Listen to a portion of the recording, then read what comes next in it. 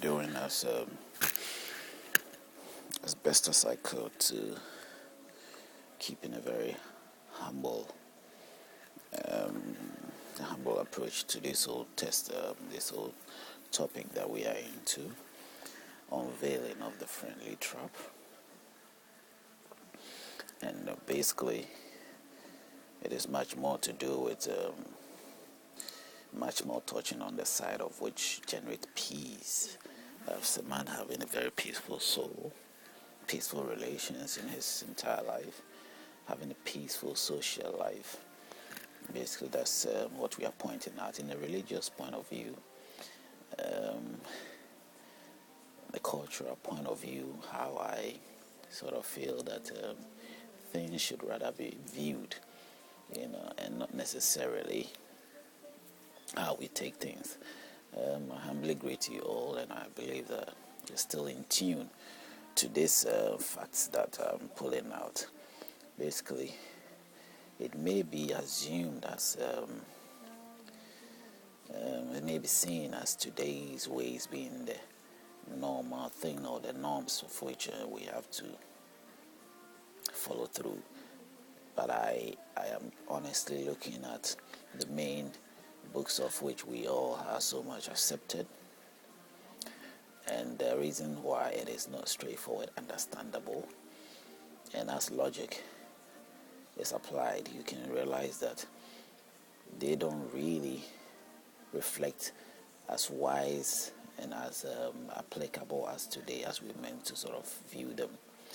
They are not authentic in today's generation. They may have been. I cannot debate or challenge what was happening at the time before when this text was written. I can challenge those days, and I have no clue, and I have no good reason or logical viewpoint to sort of challenge it, and it won't even be sensible for me even think of challenging that time in relation to what they were worshipping. It's unthinkable for me to sort of think that, in the days of my forefathers they were doing that or doing that. It will be purely speculation, assumptuous approach, but it has nothing to do with this generation. That time they may have worshipped, they may have seen things, they may have seen great things. We are only witnesses of this through the books that tells us it's just a storyline. We listen to it, and we then decide whether we take it as being a truthful thing or a rumor that we only, sort of fantasize it, or somehow in some way feel so much of respecting that moment, but not necessarily practicing it as being something which is meant for today, for our life. I mean, it won't be even suitable or right for us to think that the laws of then is meant for the laws. It's really right to be practiced today, in today's life. If my father had a way of worship, fine, I have no argument with that. But I have a way of worship, fine, he cannot have argument with that. Those days are gone. Those days are far gone. Today's moment is to be able to see if we can sort of engage in that state of which we apply reasoning to justify the way to live life. We may admire them of the time of whatever it was. We have our responsibility for today and how we decide to move forward and make our decisions of what to do, but not to be caught up with the past.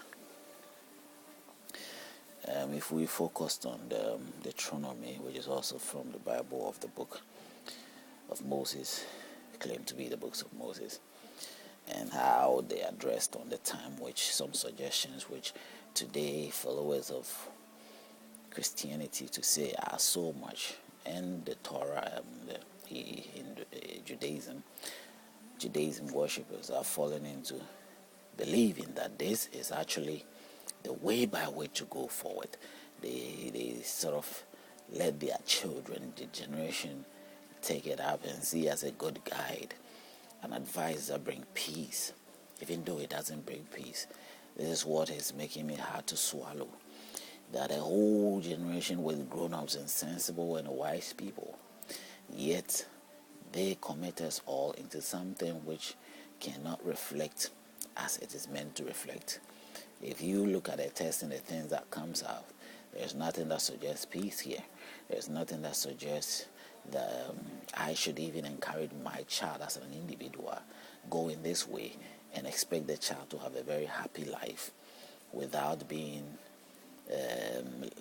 being attacked or having some sort of vendettalism. It is more clear as you go through every day.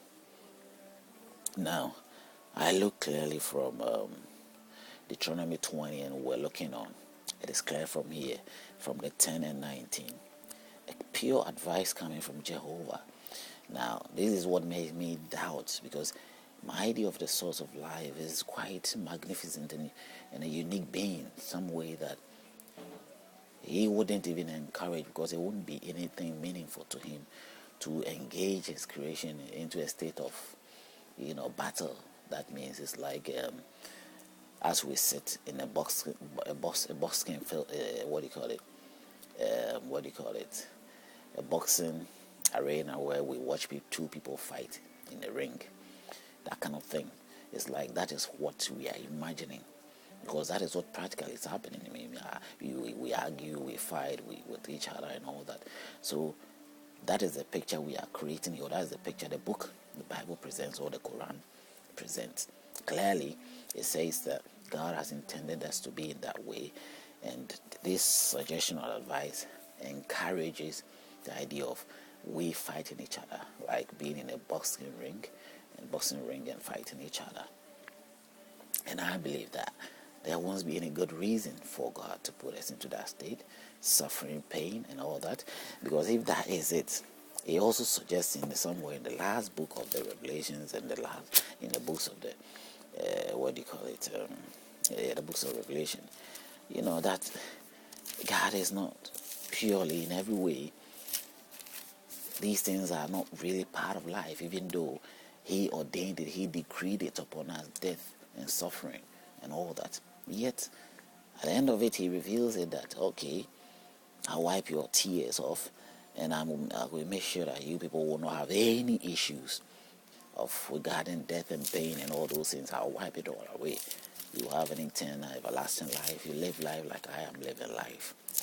So then, if it's not necessary, why is it necessary now for us to go through that? Something that eventually is going to let it be irrelevant, in terms of how he creates or how creation should be. So it's just like we are more in a state of tormenting. What does God gain in tormenting anybody? I've pulled all that out in the scriptures as well.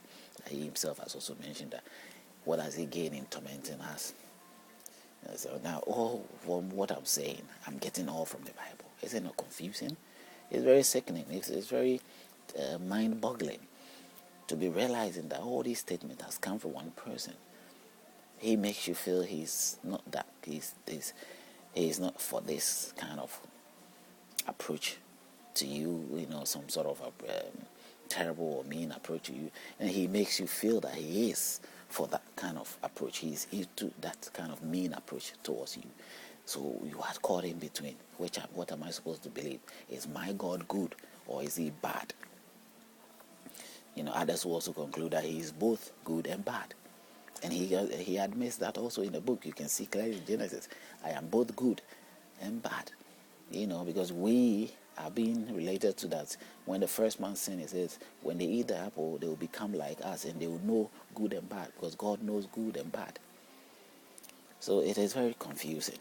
Now in the Quran, it is clearly written here in Surah LVI 57 that God decreed death. Just as it's written in the Bible that God decreed death, it is also here in the Quran 57, LVI 57, verse 57. LVI verse 50 says, "It is we who have created you. Why will ye not witness the truth?" 58. "Do ye then see the human seed that ye throw out?